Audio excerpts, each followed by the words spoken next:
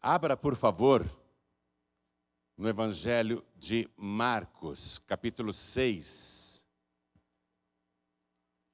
Nós vamos ler o versículo 13.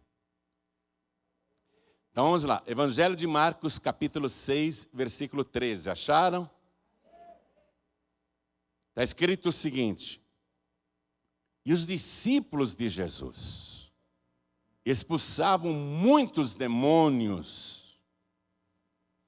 e ungiam muitos enfermos com óleo e os curavam. Forte, né? Jesus deu autoridade para os discípulos expulsarem os demônios e curar enfermidades entre o povo. E Jesus sancionou essa prática da unção com óleo. Porque se ela não fosse bíblica, Jesus diria, não precisa não. Mas os 12 discípulos andavam com óleo. Era um utensílio indispensável no exercício do ministério, no exercício da obra de Deus. Nós estamos com azeite aqui preparado. Azeite consagrado com oração. Não pode faltar azeite. O azeite é o símbolo do Espírito Santo, há vários significados. E o azeite, desde o Antigo Testamento, entre tantas funções, também é usado como remédio. Desde a antiguidade, usado como remédio. E aqui os discípulos de Jesus estão ungindo os doentes com azeite. Vou reler. E expulsavam muitos demônios. Você vê o detalhe?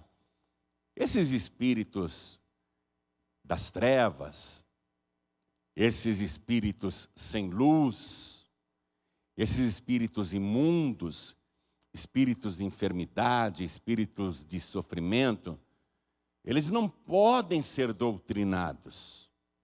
Não podem. Eles não precisam do ser humano para ensiná-los. Porque eles são anteriores à raça humana. Não pense você que são espíritos de falecidos. Porque quando a pessoa morre, o seu espírito ou vai para o Hades ou vai para o paraíso.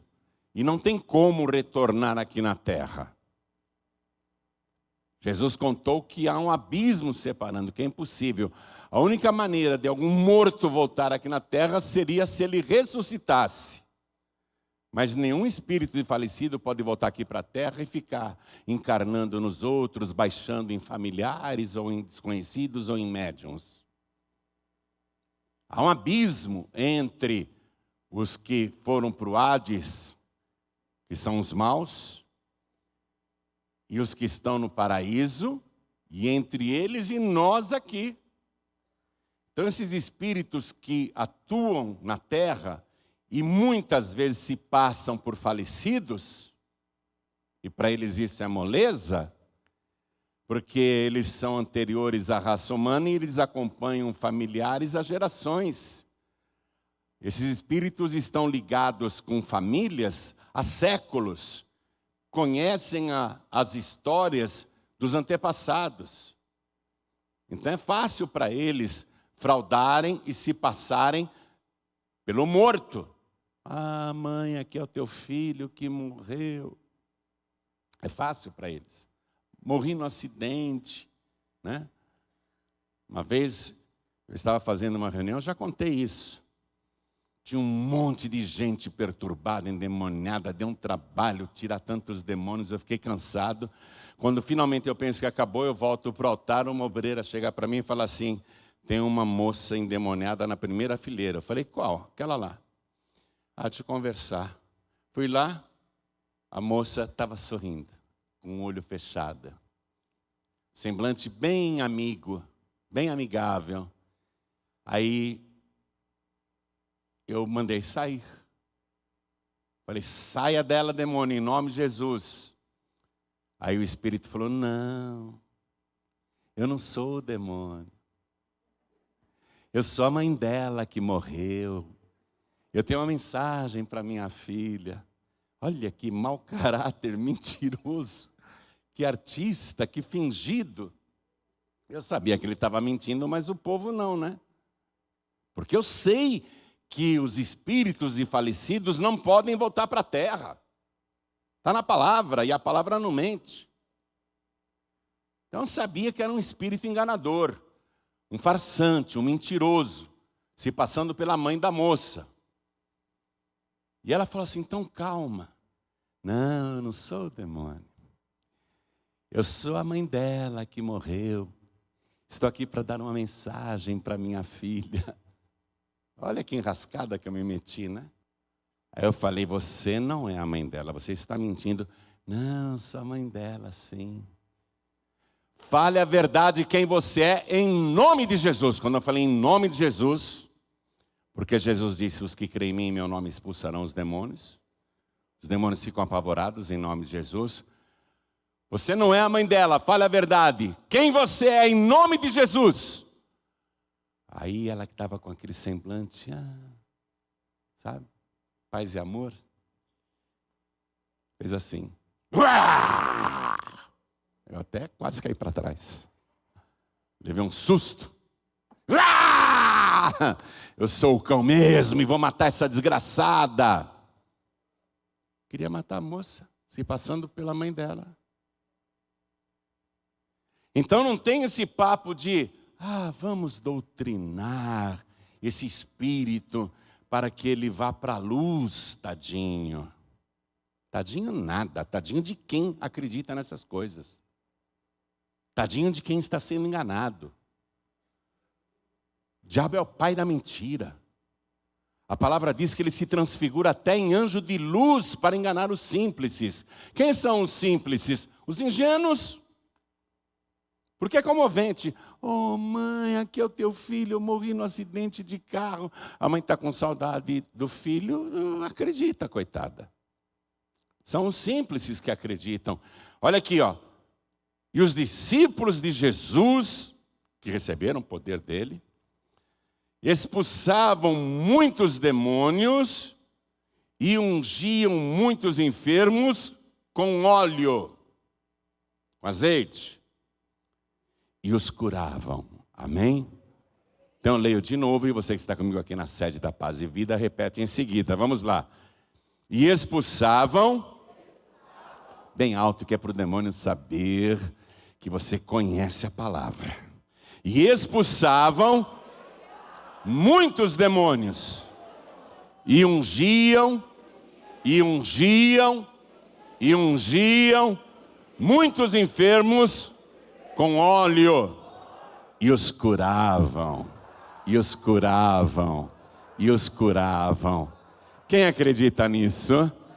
Então vamos desocupar as mãos e dar para esta palavra a melhor salva de palmas que já demos em toda a nossa vida. E as palmas melhoram quando a gente olha para o céu e diz, glória ao teu nome, Senhor. Isso, experimenta, olha para o céu e dá glória. Glória, glória, glória ao teu nome, Senhor. Faça que nem os anjos, arcanjos, querubins, que estão diante do trono e o tempo todo dizem, glória, glória, glória ao teu nome, Senhor. Continua, não pare. Pai querido e Deus amado, recebe este louvor, não só do povo que está aqui, mas à distância também, um número incalculável de pessoas, pela TV, pelo rádio, pela internet, milhares e milhares, um número incalculável te glorifica agora, e o Senhor sabe quem é cada uma destas pessoas.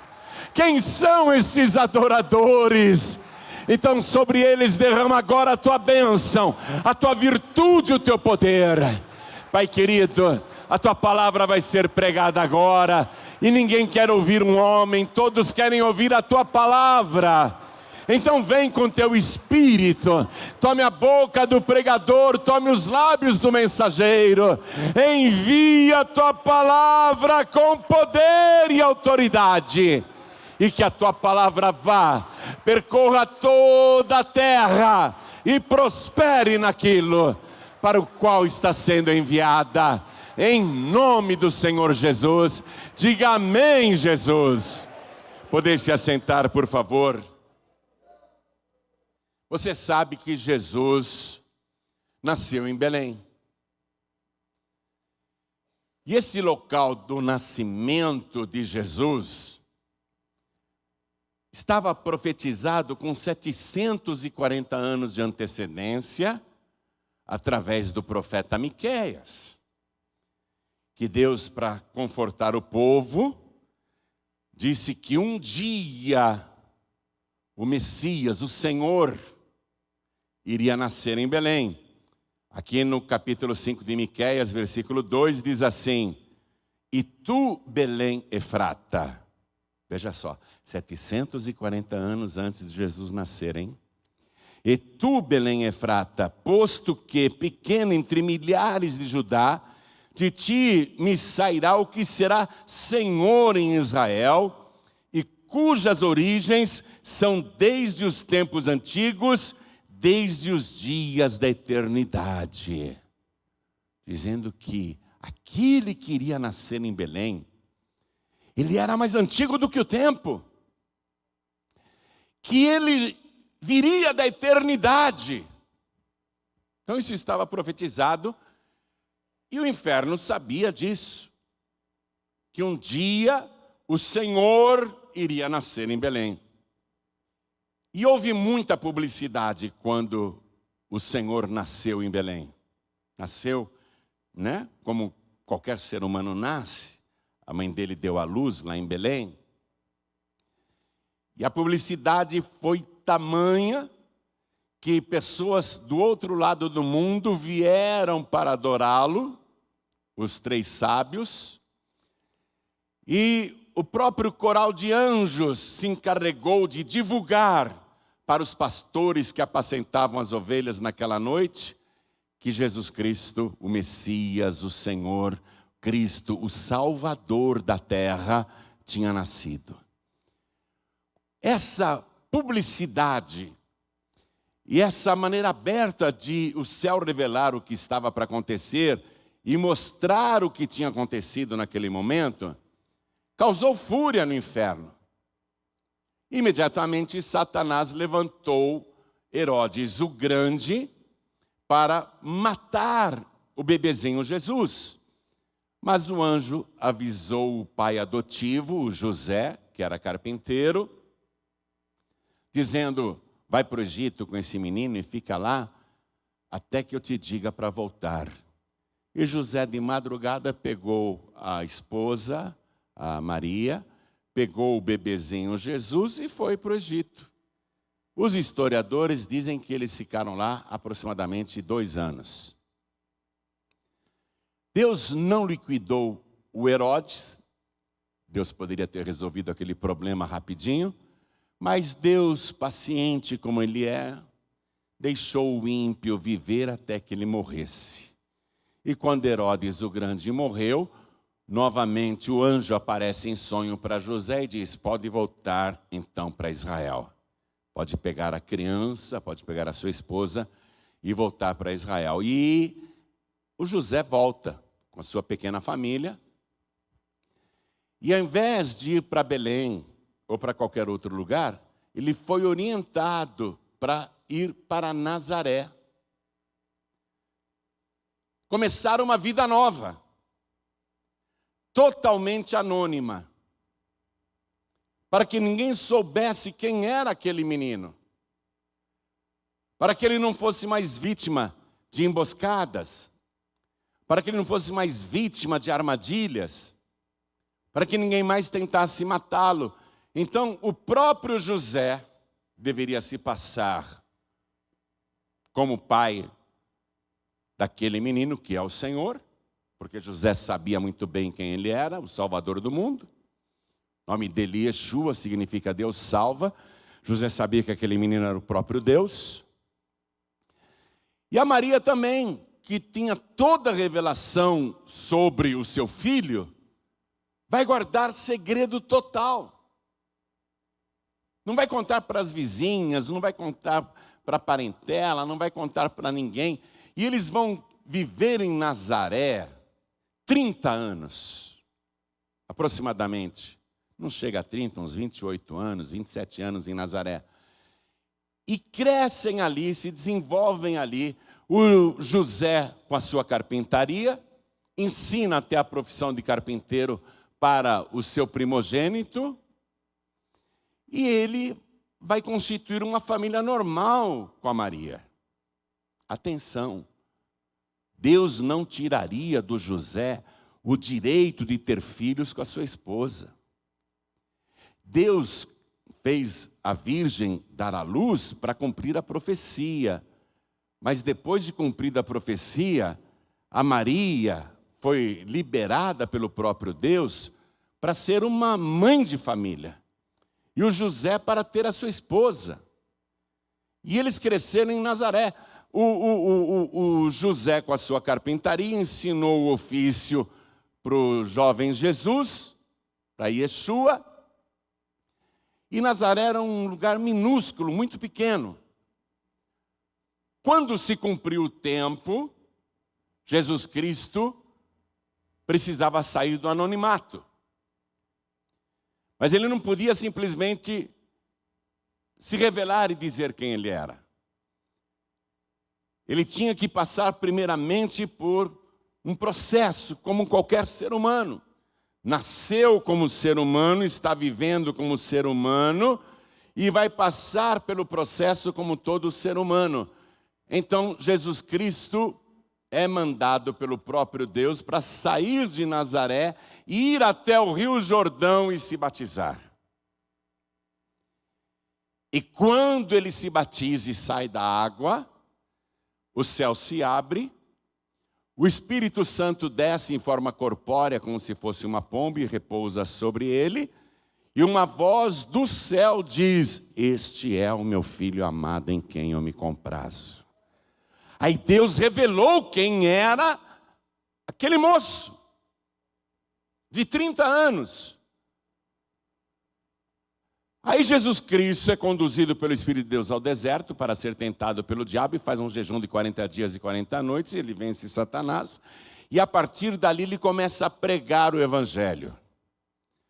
E à medida que ele vai pregando, ele vai passando por alguns lugares e vai recrutando alguns homens para serem seus alunos, para que aprendessem com ele. Porque ele tinha um projeto muito grande, que deveria ser implantado na terra e precisava de homens treinados, que ele mesmo iria discipular. Então Jesus reúne 12 discípulos, e esses discípulos seguem Jesus largando tudo, porque veem os milagres que ele opera, as curas, coisas extraordinárias. São testemunhas dele transformar água em vinho. São testemunhas dele curar a sogra de Pedro. São testemunhas dele expulsar os demônios. São testemunhas de escutarem os demônios apavorados gritarem: que viestes fazer aqui na terra, Jesus? Vieste destruir-nos. Bem sabemos quem tu és o Santo de Deus. E Jesus dizia: calem-se, e expulsava os demônios. Os discípulos veem Jesus realizar curas e prodígios e até a ressurreição da filha do Jairo. Eles passam a seguir Jesus incondicionalmente. A fama de Jesus se espalha, e as palavras que ele dizia, e as pregações que ele fazia. As multidões ficavam hipnotizadas, atentas, paralisadas, ouvindo aquelas palavras nunca ouvidas antes por ouvidos humanos. Jesus diz coisas que nunca nenhum ser humano tinha ouvido. As multidões ficam eletrizadas. Não apenas ele faz milagres extraordinários, como prega palavras que tocam no coração, que mexem com a alma, que chacoalham as pessoas, e tudo com muito amor, com muita doçura, nada de agressividade. Jesus se torna muito famoso em Israel, e ele resolve ir para Nazaré. a cidade onde ele viveu quase 30 anos. Que não era uma grande cidade. Era um lugar pequeno que todo mundo se conhecia. Todo mundo ali se conhecia. Era um lugar muito pequeno. E Jesus resolve ir para Nazaré. E ele vai pregar na igreja, na sinagoga de Nazaré. A igreja que ele frequentava quando era criança, quando era adolescente, quando se tornou moço. Ele vai para aquela igreja que ele cresceu. E ali ele começa a pregar. E os nazarenos ficam maravilhados. Espera aí, esse não é o filho do carpinteiro? Esse não é o carpinteiro? Não é o Jesus que nós conhecemos? E veja, eu quero ler isso com você. Evangelho de Marcos, capítulo 6. Eu vou ler aqui o versículo 3. Olha as multidões de Nazaré, escutando Jesus pregar. Olha o que as multidões, olha o que as pessoas diziam. Não é este o carpinteiro? Filho de Maria, conheciam a mãe dele. Irmão de Tiago, e de José, e de Judas, e de Simão. Jesus tinha 4 irmãos homens.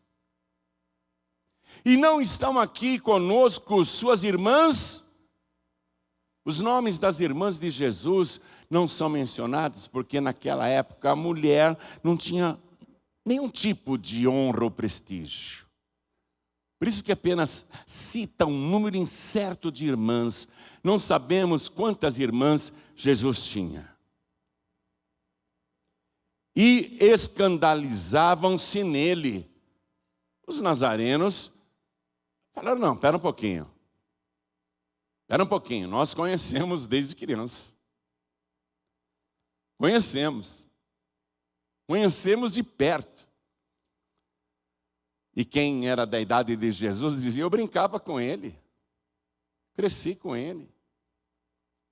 E os adultos diziam, nós vimos esse menino crescer aqui.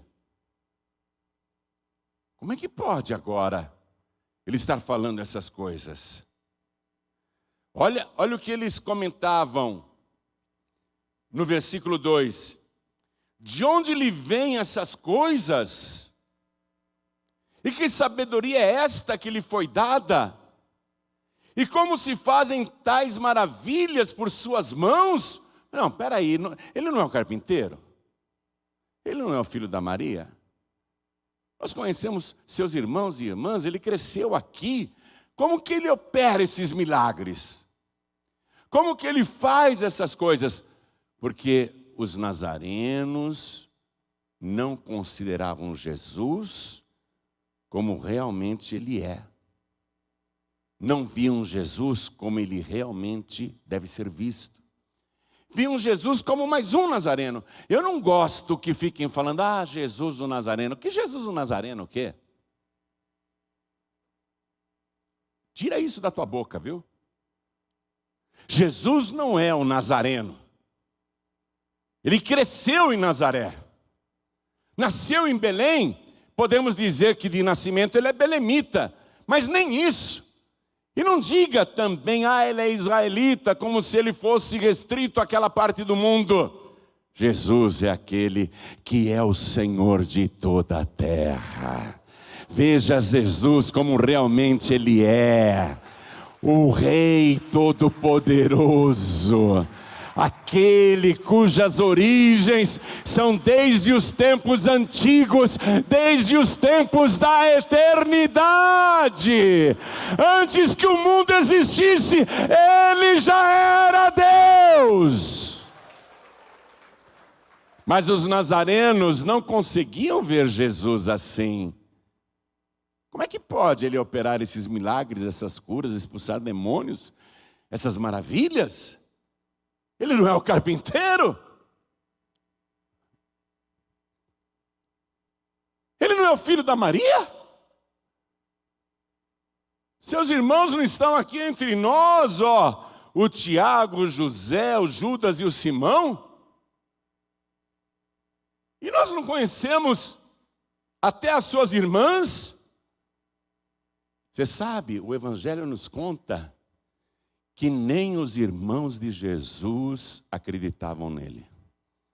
Sabe por quê? Porque ele cresceu dentro daquela família.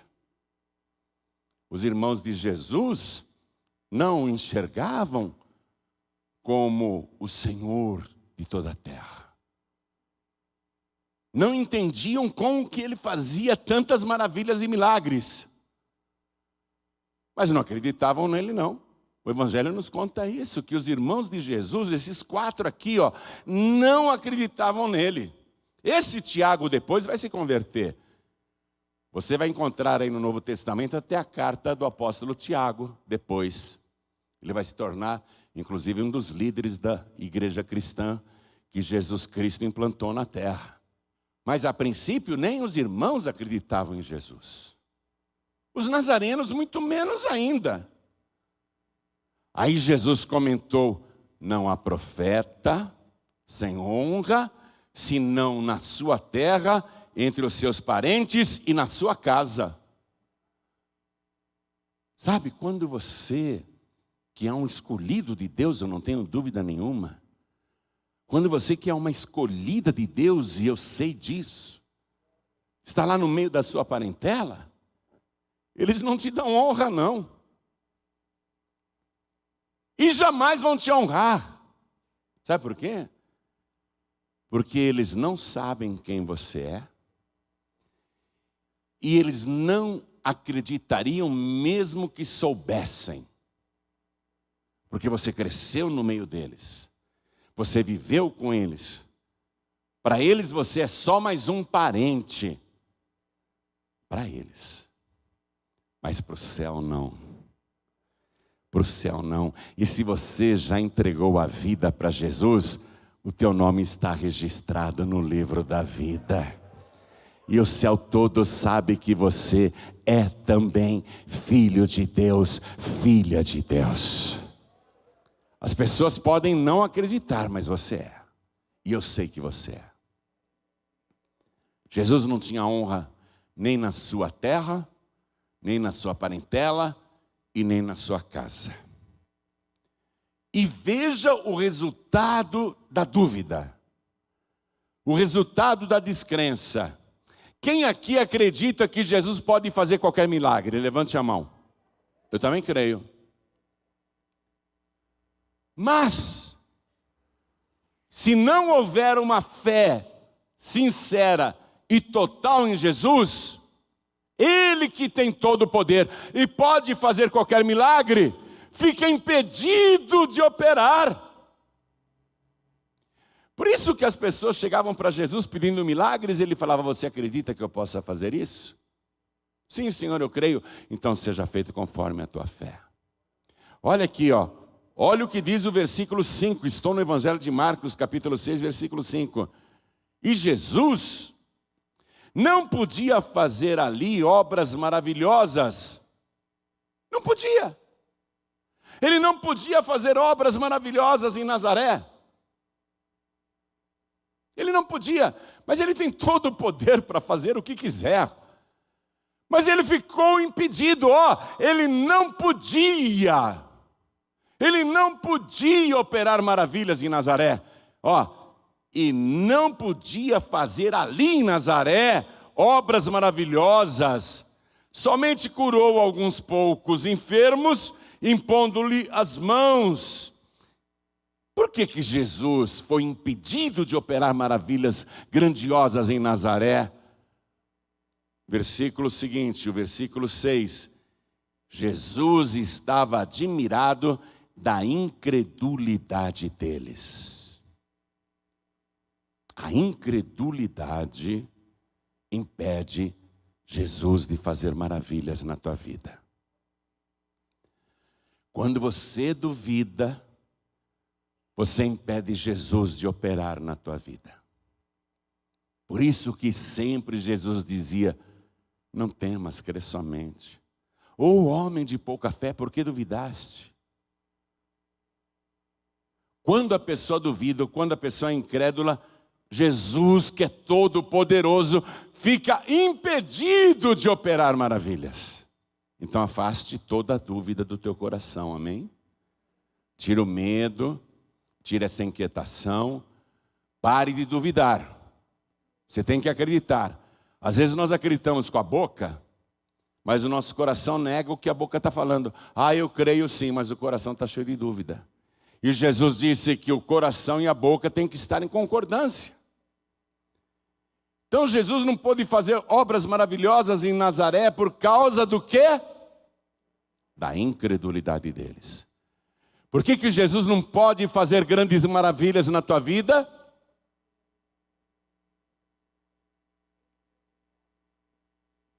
Porque lá no fundo do teu coração você duvida. Por causa da tua própria incredulidade. Aí Jesus foi ensinar em outros lugares, onde as pessoas acreditavam nele. Mas olha, veja comigo, versículo 7. Depois disso, Jesus chamou a seus 12 e começou a enviá-los de 2 a 2 e deu-lhes poder sobre os espíritos imundos. Jesus chamou os 12, dividiu em 6 equipes, de 2 em 2, e deu-lhes poder sobre os espíritos imundos. Versículo 12.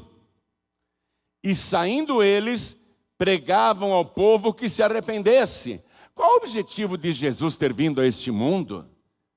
Por que ele nasceu, o Senhor de toda a terra? Por que o céu se envolveu tanto com Jesus?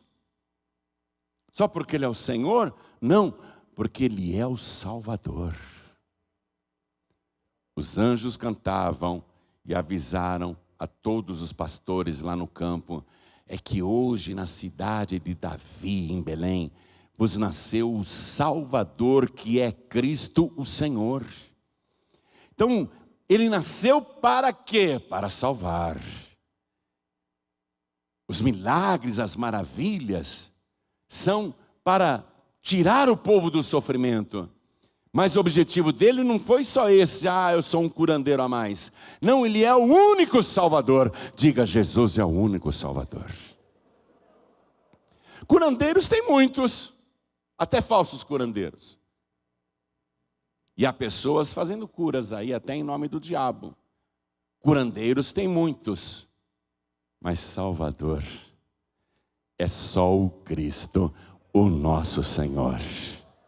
Ele é o Salvador de toda a terra. Então Ele deu autoridade para os discípulos expulsarem demônios, e os discípulos saíram pregando o quê? Arrependimento. Porque o arrependimento é um requisito necessário antes da salvação.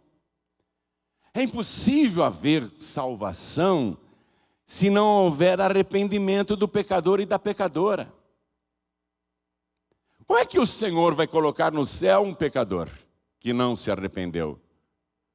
Uma pecadora que nunca se arrependeu? Não tem como entrar no reino de Deus, no reino dos céus. Não tem como entrar na vida eterna se antes não houver um arrependimento verdadeiro. Não é remorso não. Remorso é sentimento de culpa. O arrependimento faz a pessoa parar aquilo que está fazendo de errado. Ela se arrepende, ela se envergonha. E ela promete para ela mesma, nunca mais eu vou fazer isso porque eu me arrependo. Isso é arrependimento. A pessoa muda de vida. Então os discípulos estão pregando arrependimento para o povo. Versículo 13, que eu li para você no início da mensagem. E expulsavam muitos demônios, e ungiam muitos enfermos com óleo, e os curavam. A unção com óleo está aqui, como um reforço aprovado por Jesus, sancionado por Jesus, para alívio dos doentes. Hoje nós vamos ungir com óleo aqui, amém? Nós vamos ungir você com azeite. Vamos fazer isso, que os discípulos faziam: vamos expulsar os espíritos de enfermidade, vamos expulsar esses espíritos que causam sofrimento, esses espíritos que te perseguem, estes males que te acometem, esses tormentos que não te deixam. Vamos repreender esses espíritos de vícios e vamos ungir você com azeite ao mesmo tempo, para que você, da cabeça até os pés, tenha saúde, para que você seja curado de toda enfermidade. A unção com óleo é um reforço agora. Basta o nome de Jesus, eu vou dizer isso para você. Basta o nome de Jesus, mas o azeite é um reforço aprovado pelo Senhor. Por quê? Porque o azeite representa o Espírito Santo. E o Senhor Jesus, na sua última noite de vida, para onde que ele foi?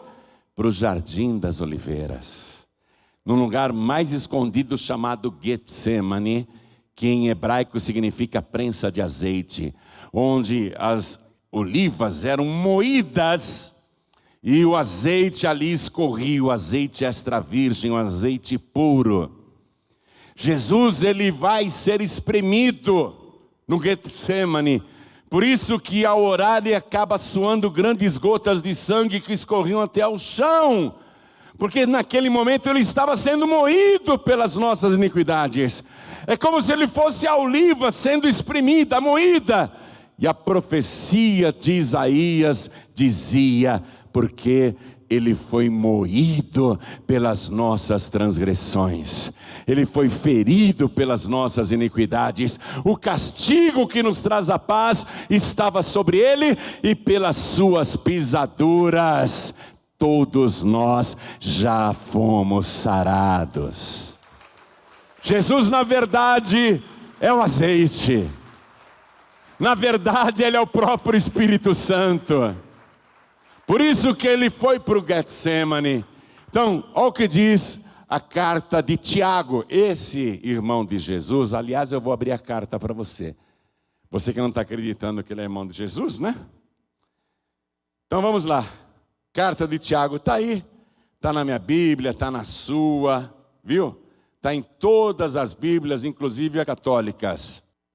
Tiago, capítulo 5. Versículo 14. Olha o que ele escreveu, preste atenção. Ele escreveu porque ele fazia isso. Ele era um dos 12 que faziam isso. Ele era um dos tais. Está alguém entre vós doente? Eu andei lendo as petições que vocês fizeram. Eu fiquei admirado com tanta doença. Por isso que o Espírito Santo me tocou para fazer esta unção com azeite. Está alguém entre vós doente? Chame os presbíteros da igreja e orem sobre ele, ungindo-o com azeite em nome do Senhor. Só o nome do Senhor basta. Mas a unção com azeite é o símbolo do Espírito Santo. Ungindo com azeite em nome do Senhor. E a oração da fé, tem que ter a fé. Porque se duvidar, eu posso jogar um barril de azeite em você e não vai acontecer nada. E a oração da fé, tem que ter fé. Não pode haver incredulidade. Os nazarenos eram incrédulos, eles impediram Jesus de operar. Não adianta você ser ungido se você está duvidando. Tem que ser com fé.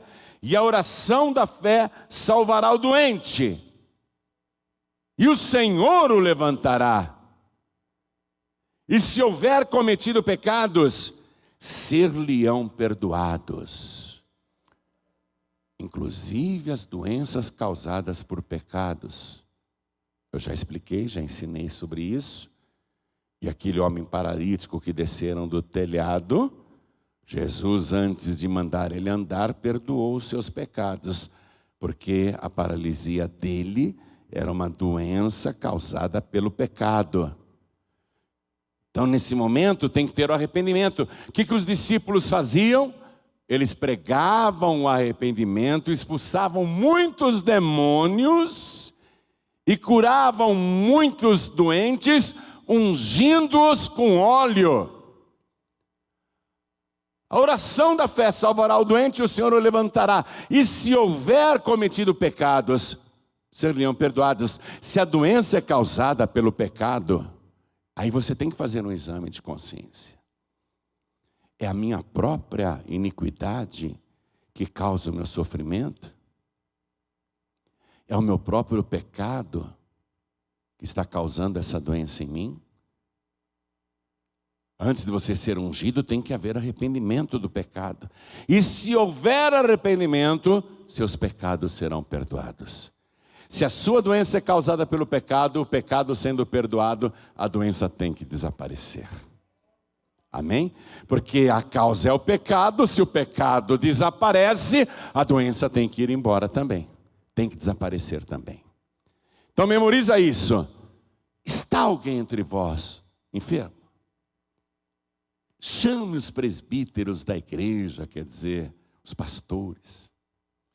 Chame os presbíteros da igreja. E eu já vou chamar aqui pastor Giancarlo, pastor Fernando Paolo, pastor Carlos. Já vou chamar para ficar aqui na frente. Ó. Chame os presbíteros da igreja. Já vou mandar pegar o azeite. Já tem que vir o azeite.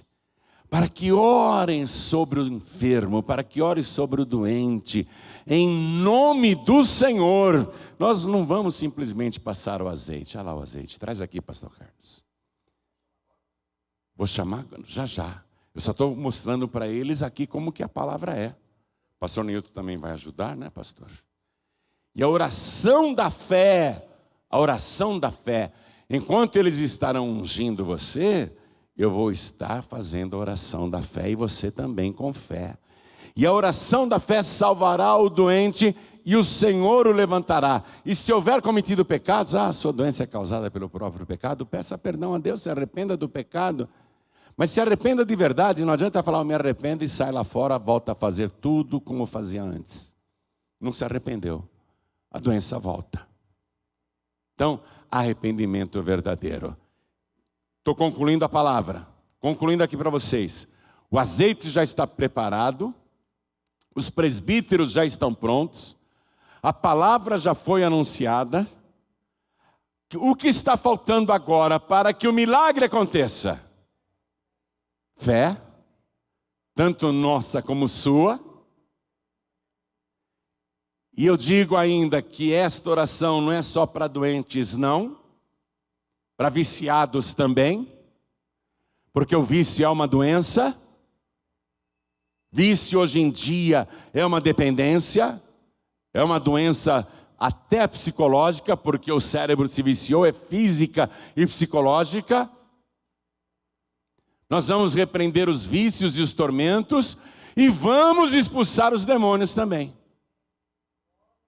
Vamos fazer tudo isso na oração da fé. E eu te garanto, aquele que já existia antes deste planeta ser fundado, aquele cujas origens são desde os tempos antigos, uma época que não se contava o tempo. As origens dele são desde a eternidade. Ele é aquele que não tem princípio e não tem fim. Aquele que tem todo o poder no céu e na terra, e que para nós não é o Nazareno, para nós não é o carpinteiro, e digo mais, não é apenas aquele que na terra é conhecido como Filho de Deus, para nós, Ele é o próprio Deus Todo-Poderoso, aquele que era, que é e que há de vir. Ele é o Alfa e o Ômega, Ele é o princípio e o fim, Ele tem todo o poder no céu e na terra, Ele vai te dar saúde. E o que é mais maravilhoso nisso tudo é que a palavra declara que este Todo-Poderoso ainda assim veio e levou sobre si todas as nossas enfermidades e as nossas dores levou sobre si. E nós o reputamos por aflito, ferido de Deus e oprimido, porque nós não sabíamos quem ele era, por isso que achávamos que ele era só um pecador pagando por um crime. E nós o reputamos por aflito, ferido de Deus e oprimido, mas não. Ele foi ferido pelas nossas transgressões e moído pelas nossas iniquidades. O castigo que nos traz a paz, sabe? Paz na consciência, paz na alma, paz no espírito. Essa tribulação toda, essa perseguição do inferno, essa falta de paz, esse nervosismo, essa doença psicológica, esse trauma, esse complexo, esse medo, essa fobia, tudo englobado nisso. O castigo que nos traz a paz estava sobre ele, esse Todo-Poderoso, ele, o Todo-Poderoso. Ainda assim ele disse: se para você não basta todo o meu poder, então que baste para você todo este meu sacrifício. E neste momento, o Senhor Jesus está passando no nosso meio. Eis que estou convosco todos os dias até a consumação dos séculos. E onde estiverem 2 ou 3 reunidos em meu nome, aí estou eu presente no meio deles. E Ele está passando para retirar toda enfermidade da tua vida. Eu quero que você sinta este sopro do Espírito Santo. Eu quero que você sinta a suavidade do Espírito de Deus repousando sobre você.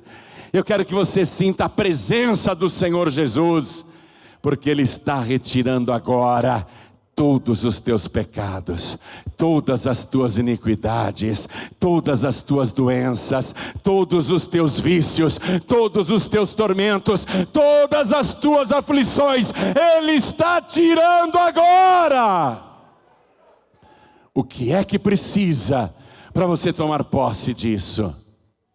Ter fé nele, saber quem ele é. Fique de pé, por favor.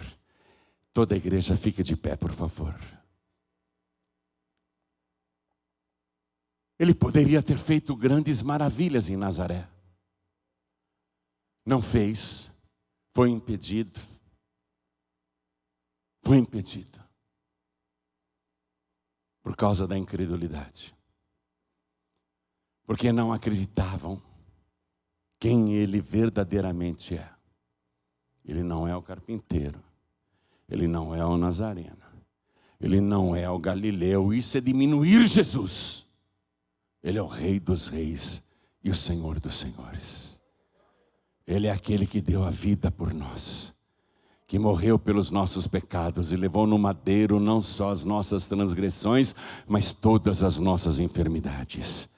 Ele é aquele que morreu e foi sepultado na sexta-feira à tarde. Mas no terceiro dia, no domingo pela manhã, um terremoto anunciou que aquele que estava morto ressuscitou. E ele disse: eis aqui estou vivo, e tenho nas minhas mãos as chaves da morte e do inferno. Ele tem todo o poder. Poder de vida e poder de morte. Poder de salvação. Poder de dar tudo aquilo que ele veio fazer e demonstrou aqui na terra. Agora muito mais ainda, se você acreditar nele. Se você acreditar nele como único, suficiente, exclusivo e eterno Salvador. E me desculpe a franqueza, se você acredita em Buda, acredita em Maomé, se você acredita em divindades, em espíritos, entidades, se você acredita em ídolos e imagens, então com toda sinceridade você não acredita em Jesus Cristo. Porque Jesus disse: Deus é Espírito, e importa que os verdadeiros adoradores o adorem em espírito e em verdade. Acreditar nele assim.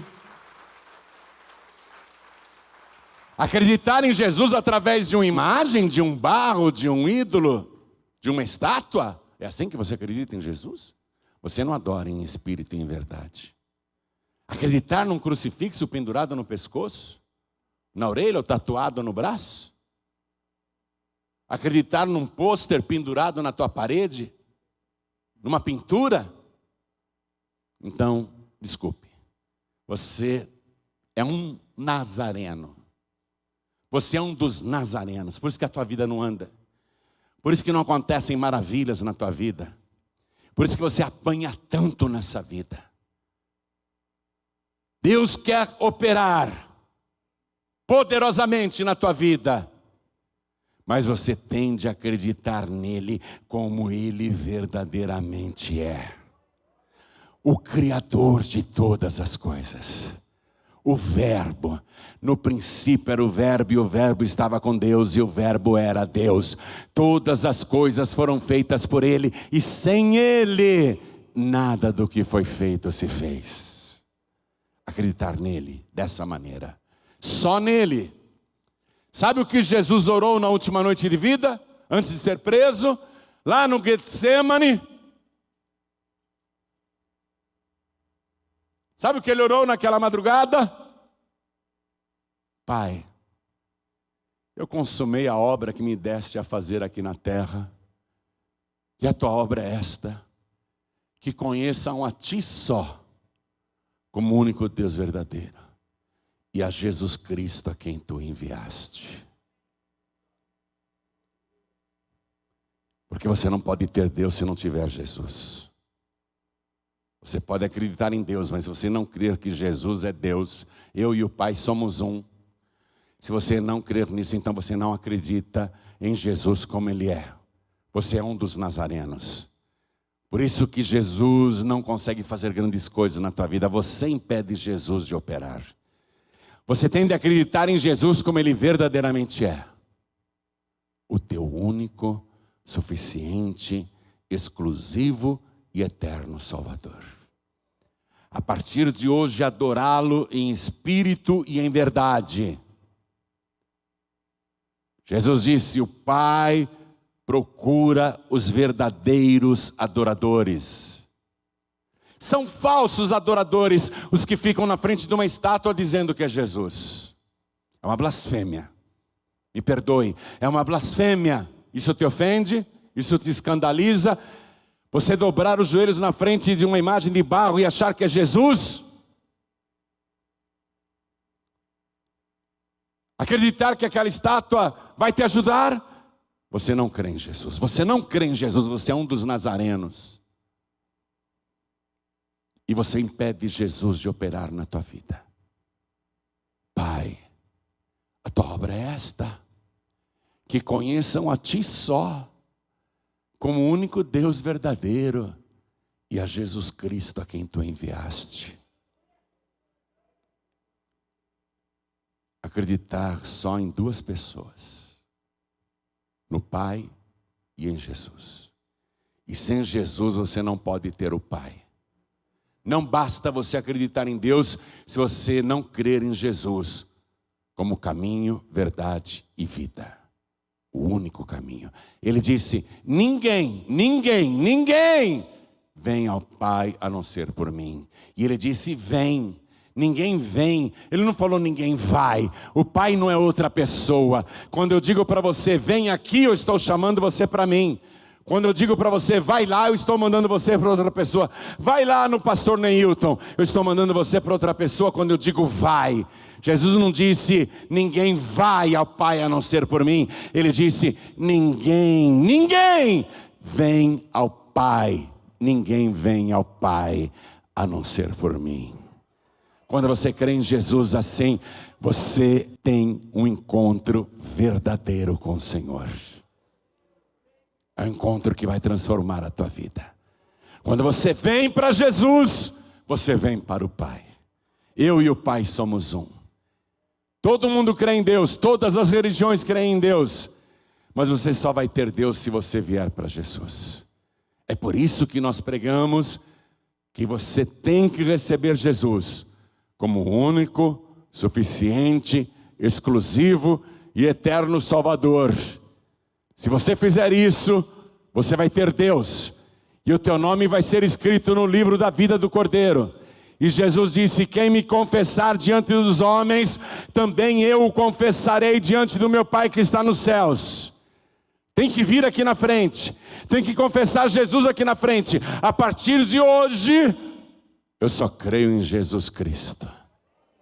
A partir de hoje eu só creio em Jesus. E se você crê em Jesus, você crê em Deus, porque Jesus é Deus. Se você não acreditar nisso, você é um nazareno. Você é igual aos nazarenos. Ele é o carpinteiro, ele é o galileu. Ele é o nazareno.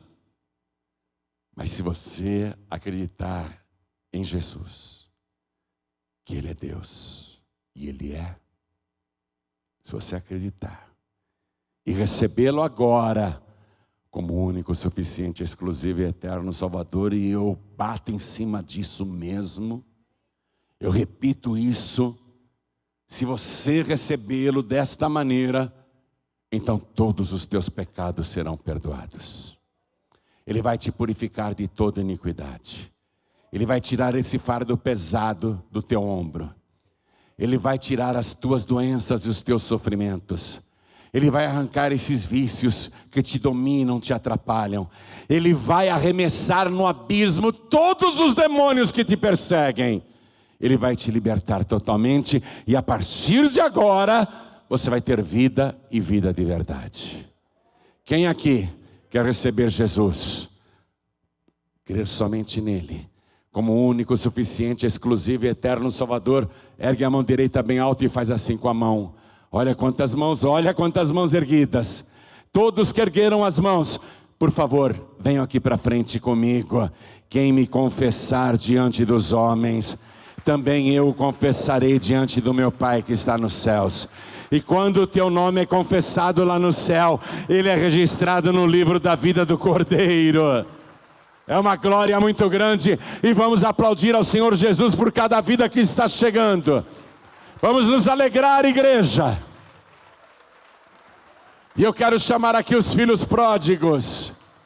Todos que estão sem igreja e todos que estão fracos na fé, todos que estavam vacilando, e quero chamar também todos que estavam pensando em desistir. Pastor João Ribe, as lutas desta vida me enfraquecem de uma tal maneira que às vezes eu penso que não está adiantando nada e penso em desistir, penso não ir mais para a igreja. Eu já não sinto tanta vontade de orar, eu já não sinto tanta vontade de ler o Evangelho, eu já não sinto vontade de jejuar, eu estou abatido, estou fraca na fé. Então vem aqui para frente e vamos aplaudir mais ao nome de Jesus. E eu quero falar com você que está assistindo esta mensagem pela TV. Deus está em toda parte ao mesmo tempo. Eu sei que Deus está aí aonde você está. E você que está ouvindo pela rádio, você pode estar até em trânsito, ou dirigindo, ou dentro de uma condução, mas Deus está aí também onde você está. E a palavra falou contigo. Você pode estar num presídio, numa cadeia, num manicômio, você pode estar até num mosteiro. Eu nunca me esqueço que uma vez entrou um padre aqui nessa igreja, quis falar comigo, ele chorava. E ele me disse: pastor, eu moro num mosteiro, numa cidade vizinha lá de Aparecida. E eu de noite tenho um radinho de pilha bem pequenininho. Eu ligo bem baixinho o rádio debaixo do meu travesseiro. E eu fico ouvindo suas pregações. E eu fui ouvindo. Ninguém sabia que eu ouvia. E eu fui fazer a missa, pastor. Eu fui fazer a missa. E o Senhor tinha pregado sobre o Espírito Santo, o batismo com o Espírito Santo. E eu fui fazer a missa e de repente eu não falava mais latim. Eu não falava mais português. Eu comecei a falar línguas estranhas. Fui batizado com o Espírito Santo e com fogo. Eu quero me batizar nas águas agora. Eu também quero descer as águas. Se tiver uma caixa d'água aí, por favor, pastor, me batiza. É a palavra que salva, é a palavra que converte. Você que está me ouvindo à distância, a palavra entrou no seu coração. Se ajoelhe ao lado do teu rádio, ao lado do teu televisor, ao lado do teu computador. Todas as pregações que você quer estão no youtube.com/joanribe, de graça. E também no podcast. Você digita lá podcast João Ribe, todas as pregações em áudio que eu faço no rádio estão de graça lá, para você edificar a tua vida. Está dirigindo, põe o podcast lá e vai ouvindo a pregação. Está no celular, põe o fone de ouvido, vai ouvindo a pregação. E também pelo aplicativo da Feliz FM, de graça. Se encha sempre da palavra de Deus. Isso vai fortalecer o teu corpo, a tua alma, o teu espírito, vai te dar vigor, ânimo, saúde, disposição. Viu? Você vai ter muitos desafios pela frente. Jesus disse isso. No mundo tereis aflições, ele falou. No mundo tereis aflições. Esse é um mundo de aflição. É um mundo de perseguição. Esse é um planeta de lutas, de guerras, de doenças, de pestes. Esse é um planeta condenado. Jesus disse, no mundo tereis aflições. Mas, eu gosto desse mas, tende bom ânimo, eu venci o mundo. Você está se entregando para aquele que venceu o mundo. Entende isso? Então você é um vencedor também. Quem está com Jesus não é derrotado nunca. Você está com o vencedor. Aquele que venceu o mundo, venceu o inferno, venceu as trevas, venceu o pecado, venceu o ódio, venceu a iniquidade. Você está com o vencedor, o que venceu todos os demônios, aquele que venceu a morte. Nosso maior inimigo é a morte. Mas quando você está com Jesus, você não morre mais. Olha para mim, vocês estão vendo um homem que não pode mais morrer. Vocês estão vendo um homem que não pode mais morrer. Não tem jeito mais. Eu passei da morte para a vida. Quando eu fiz isso que vocês fizeram. E estão fazendo agora. Quando eu entreguei minha vida para Jesus, por acreditar nas palavras dele, eu passei da morte para a vida. Eu não posso mais morrer. E a partir de agora o teu nome vai estar escrito no livro da vida. E você não pode mais morrer. Essa é a nossa fé. Por que a gente não pode mais morrer? Porque o nosso Senhor, o nosso guia, o nosso remidor, o nosso redentor, está vivo pelos séculos dos séculos. Ele está vivo para sempre e pode garantir que você também nunca mais morrerá. Então eu vou pedir para você se ajoelhar aqui diante do altar. Quem está à distância, se ajoelhe onde você estiver. Coloque a mão direita sobre o teu coração. Ore assim comigo, meu Deus e meu Pai. Coisa boa, né? Em chamar Deus de Pai. De novo. Meu Deus e meu Pai.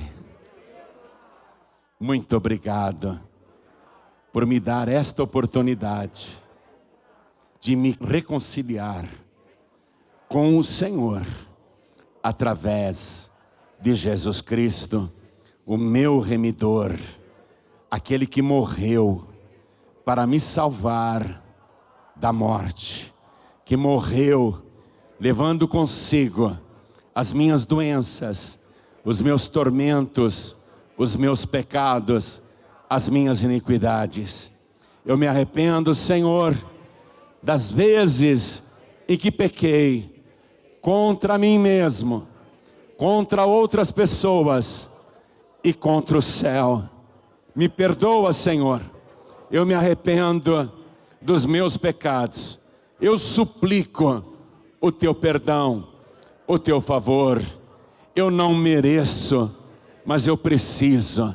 Me perdoa agora, me recebe, me transforma, me purifica, me dá a tua bênção e através do sangue de Jesus, me faz nascer de novo, uma nova criatura que nunca mais morrerá. Eu viverei eternamente, porque através de Jesus Cristo, da sua palavra e pela fé no seu sacrifício, eu passei da morte para a vida. Meu Deus da glória, junto com o perdão, me dê o teu espírito, me dê o teu azeite, me dê a tua unção, me dê a tua presença, e fica comigo, por onde eu andar, por onde eu for, e não me deixe cair, mas se eu cair, me levanta, Senhor, não me deixe para trás, me ajude a perseverar até o fim, por Jesus Cristo, o meu único, suficiente, exclusivo e eterno Salvador, para todos sempre. Amém. Continua assim agora, deixa eu orar. Pai querido e Deus amado, muito obrigado por cada uma destas vidas que ouviram a tua palavra, e aquilo que o pregador não conseguiu falar, o teu Espírito Santo falou, e é por isso que elas vieram. E esta pessoa está agora ajoelhada na tua presença, suplicando o teu perdão, o teu favor, e o teu favor é a salvação. Salva, Senhor, junto com o perdão dos pecados, salva esta pessoa, transforma a vida dela, retira tudo que não te agrada, retira as doenças, as perturbações, as opressões, retira, meu Deus, os vícios, se esta pessoa tem qualquer tipo de vício. Transforma a vida desse teu filho, dessa tua filha, e faz uma obra maravilhosa na vida desta pessoa, porque ela é crente. Esta pessoa crente, ela não é como um dos nazarenos, que duvidavam, que não acreditavam. Esta pessoa crê no Senhor, como o Senhor verdadeiramente é. Então eu te peço, meu Senhor Todo-Poderoso, faça uma obra completa no corpo, na alma e no espírito desta pessoa. Fortalece quem está fraco, levanta esta pessoa do pó, abre todas as portas para ela, retira toda opressão e perturbação, retira todo vício maldito e todo vício que atrapalha, e faz uma obra tão grande, que quem vir e quem chegar, vai se admirar com tamanha transformação. Até os parentes e familiares vão ter que admitir, que algo maravilhoso aconteceu na vida desta pessoa. Então faz esta obra agora, glorifica o teu nome, na vida desta pessoa, e a partir de agora, ela vai andar de vitória em vitória, de bênção em bênção, e as tuas bênçãos vão correr atrás dela até alcançar, porque ela ouviu a tua palavra. Meu Deus, facilita tudo para esta pessoa, facilita tudo para ela, dá ordem aos teus anjos agora, para que fiquem acampados 24 horas por dia, em volta desta pessoa, para guardá-la, protegê-la e livrá-la de todo mal, e protegê-la de toda cilada. Meu Deus, dá uma vida abençoada para esta pessoa, e faz a sua luz resplandecer no meio da família, no meio do trabalho, e em toda parte que ela for. Muito obrigado, Senhor. Em nome de Jesus Cristo, o nosso único, suficiente, exclusivo e eterno Salvador, assim seja feito. Amém, Senhor. Diga amém, Jesus.